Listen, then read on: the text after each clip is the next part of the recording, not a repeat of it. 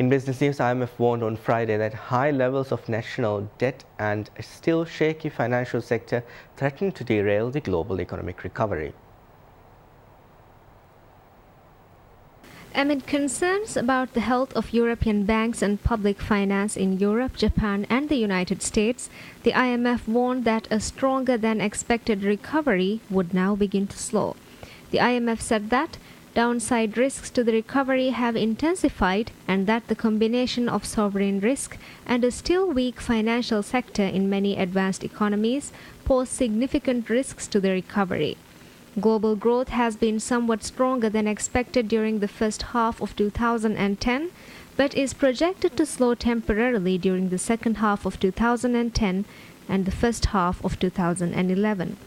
The fund warned the recovery remained fragile in advanced economies as private firms struggle to pick up the slack left by retreating government stimulus spending.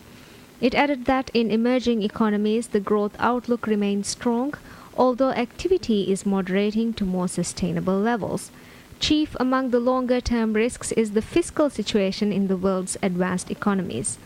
The Washington-based body warned of a funding bottleneck as European nations try to extend their borrowing by rolling over bonds. That funding need is expected to reach around $4 trillion. The International Monetary Fund reported last week that Bangladesh has brought 10 tons of gold for $403 million. The gold price was sold for the spot price as of Tuesday, the 7th of September, at around $1,250 per troy ounce, close near an all-time high.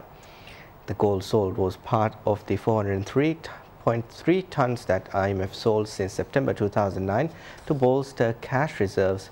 It is meant to give the IMF a larger capacity to bail out nations in emergency situations and to allow for more credit to the poorer countries.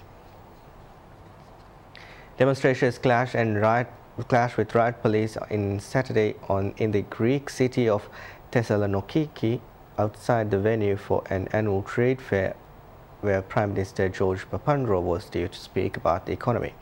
Thousands of protesters has taken into the streets earlier in the union-led protest against the debt-plagued country's harsh austerity program. Some 20,000 people gathered in 3 separate protests in the northern port, while estimated 4,500 police have been deployed around the city.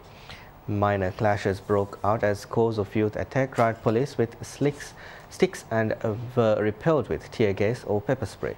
No arrests or injuries were immediately reported. In his speech, Papandreou promised to lower corporate taxes to help revive the debt-plagued country's shrinking economy.